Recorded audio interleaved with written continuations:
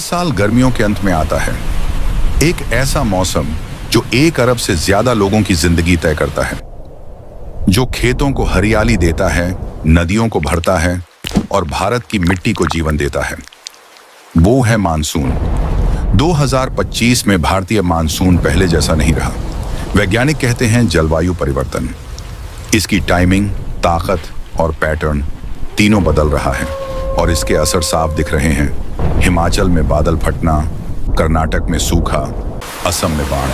सदियों तक मानसून का अपना एक लय था। जून आते ही दक्षिण पश्चिमी हवाएं अरब सागर और बंगाल की खाड़ी से चलकर महीनों तक स्टेडी बारिश लाती थीं। लेकिन अब वो लय टूट चुकी है।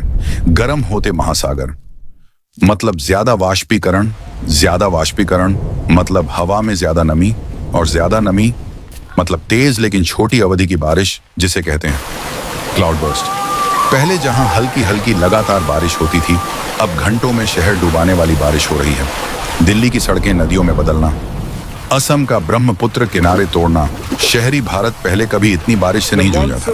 पर यह सबसे बड़ी विडंबना है, ज्यादा बारिश का मतलब खेती के लिए ज्यादा पानी नहीं है, क्योंकि जब बारिश तेज और अचानक होती है तो पानी अनभा कर चला जाता है, खेत सूखे रह जाते हैं।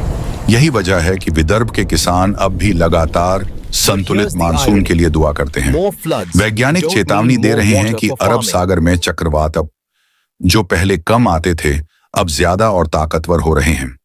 2025 में ही कई चक्रवात आए जिन्होंने मानसून का पैटर्न बिगाड़ दिया।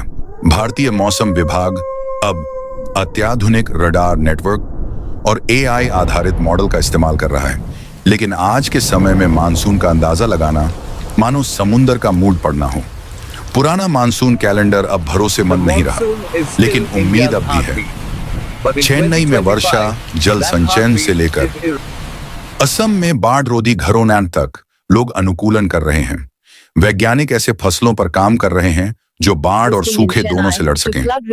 मानसून अब भी भारत की धड़कन है, लेकिन 2025 में यह धड़कन अनियमित हो चुकी है। जलवायु परिवर्तन सिर्फ मौसम नहीं बदल रहा, ये दक्षिण एशिया के पानी का भविष्य लिख रहा है।